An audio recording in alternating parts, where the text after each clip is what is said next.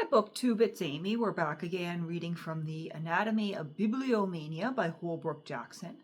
Today we're on page 236 with a section titled Of Reading Places. True readers are not to be kept from books, despite those who argue otherwise, as that meticulous Jewish grammarian Prophet Durin, who advised students to read in a pretty well-furnished room where the eye may be relieved by beautiful objects. Beauty, he said, must be everywhere in your books and in your house. Charles Lamb expostulates that much depends on when and where one reads. No one, he says, would take up the Fairy Queen during the 5 or 6 impatient minutes before dinner, or as such a stopgap a volume of Bishop Andrew's sermons.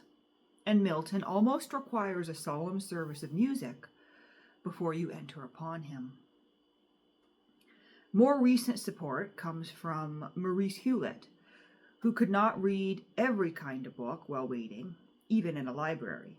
Odd that, in such circumstances, he could take down Dante or Homer, open anywhere and be occupied, but would rather twiddle his thumbs than attempt Paradise Lost. You seem to need, he reckons, the consecration and the poet's dream for that one, and not for the other. Stevenson found Horace unsuitable for reading under the open heaven, but he read Zola's Bete Humaine in Numeau, listening the whole while to the strains of the Convict Band.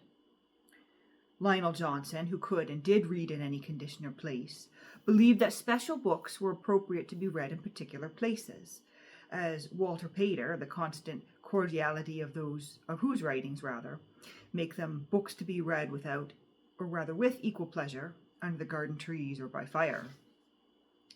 Sir Walter Raleigh, on the other hand, doubts whether books can be read in wild places. Social books won't stand the criticism of the Atlantic coast. And our footnote there just says letters. That seems a little absurd. Social books won't stand the criticism of the Atlantic coast. And Charlotte Bronte Shirley in such a place was merely half-baked and unreal and ignorant.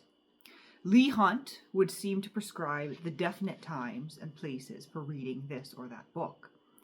How can I take Juvenal into the fields, he inquires, or take Vilcarnagus de Erote Enumeste to bed with me? How could he expect to walk before the face of nature with the one, or to tire his elbow properly with the other? How could he stick up Coke or Littleton against something on the dinner table, his taste divided between a fresh paragraph and a mouthful of salad? Our footnote directing us to my books in Essays in the Camelot edition. Charles Lamb preferred to read indoors, although he could read in the open air on occasion, as shall be mentioned in its place.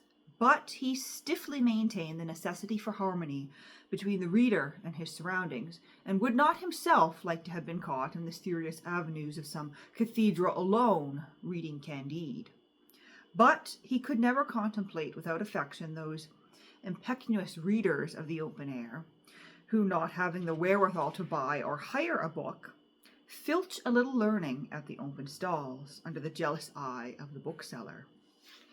He gives an instance of one who got through 2 volumes of Clarissa in this wise, before the stall-keeper damped his laudable ambition by asking him whether he meant to purchase the work. The thief of reading admitted that under no circumstances of his life did he ever peruse a book with half the satisfaction which he took in those uneasy snatches. Our footnote here directing us to Detached Thoughts, Last Essays of Elia. A still more notable instance is that of John Beale, a 17th century scientist and divine who wrote on the orchards of Herefordshire. The bookstalls were his main library. At them he would browse indifferent at the tempestuous glances of the bookseller, memorizing exactly for future reference the contents of whole volumes. All this I doubt not, but it is plain also that few circumstances are too strange or difficult for the enjoyment of a book. Nothing so common as invincible and indomitable readers, place, conditions, etc. are nothing in this case. Bookmen dictate their own terms to vandal time. Gilles had a pretty story of a Chinese poet, an alchemist, whose mental powers were so quick that he could remember any book after reading it once over, and who was taught by supernatural beings the art of hibernating like an animal, enabling him to read for 100 days at a time. Yet he was never seen without a book in his hands. This is only one of many instances I could cite, and shall do so, to prove that the born reader reads anywhere, anywhen, by day or night, by the light of the moon and the stars, or even, so I have heard, by lightning or the aurora borealis, by sunlight and candlelight, gaslight or electricity, on land or sea, walking or riding, standing or sitting or lying in bed, on chairs or sofas, on couches and hammocks, in baths and at stool, on board ships, in punts, rowing boats and canoes, up trees, on ladders, on omnibuses or bicycles, in railway trains or automobiles, cabs, carriages, tramway cars, jaunting cars, buggies, balloons, airships or aeroplanes, or any other vehicle for sea, land, or air, in hospitals, penitentiaries, prisons, in kitchens, parlors, caves, arbors, etc., on the backs of horses, camels, mules, asses, elephants, in hot or cold climates, in all countries and all places, in houses, hotels, theaters, mines, concert halls, submarines, bar parlors, saloons, billiard rooms, Turkish baths, sunboxes, pastry cooks, barbers' shops, waiting rooms at railway stations, in the anterooms of ministers of state and the waiting rooms of physicians, surgeons, dentists, etc., in churches during service, surreptitiously and not always the holy word, in law courts, in streets walking or standing or leaning against a wall, in fields or forests, on the underground in London, the overhead at Liverpool, and the L at New York, regardless of noise, during air raids and bombardments, wars, revolutions, and pestilences, in joy and sorrow, health and sickness. No end to reading and readers, as there is no end to books. And I say again, no particular time or place is essential to reading. Every place a library or study to your true reader. Undergraduates at Oxford and Cambridge make a pleasant study of a punt or a canoe while gliding along the green tunnels of the Cherwell, or between the willows and lawns and under the bridges of the cool Granada. In the very court itself, before the Senate filled, Cato would be reading Greek books. Ben Jonson rested from his work as a bricklayer in Lincoln's Inn Field to read a book, and he was thus discovered deep in Horace by the great Camden, who sent him to the university at Cambridge. Place and position are matters of taste, some for one, some for another. Dr. Johnson was once discovered by Boswell reading the Memoire de Fontenelle, leaning and swinging upon the low gate into the court of Mrs. Thrale's house without his hat. Many observers of bookfolk could recount such incidences out of their own experiences. I have a record of G.K. Chesterton being espied on Ickley Moor in Yorkshire on one cold day in spring, leaning in the rain against a budding tree, absorbed in the pages of a little red book. And I heard the same author tell how once, whilst reading in a hansom cab, reading one of his own admirable essays, he observed a commotion in the street through which the cab was passing, and to his astonishment discovered that his situation had been strangely and suddenly translated. For instead of being seated comfortably reading in the cab was upside down, and he sat beneath it in the road, still reading. But this may be a tale, so I proceed.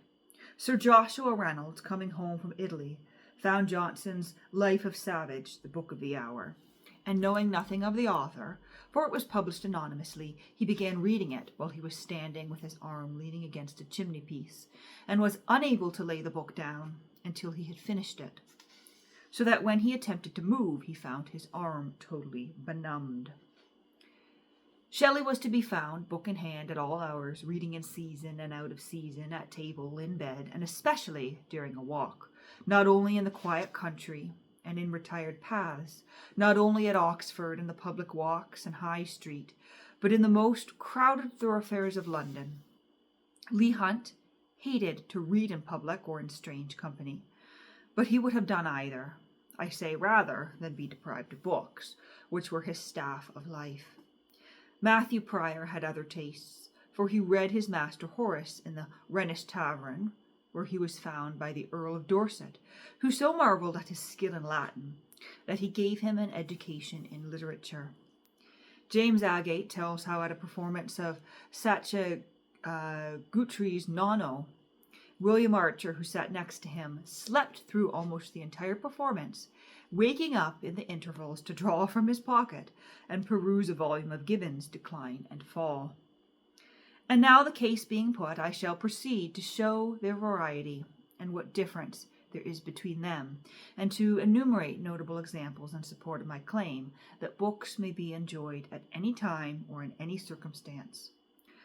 But since which is the best place hath many opinions, I will not dictate, lest, however, some cavaliers complain that I have remembered every condition but the normal. I must not forget mine own fireplace and yours. For all of us, bookmen, students, scholars, etc., have known its delights as a vantage point for the attack upon a book. Macaulay defined a scholar as a man who can read Plato with his feet on the fender, and what better place could he have? I need not waste time upon an answer.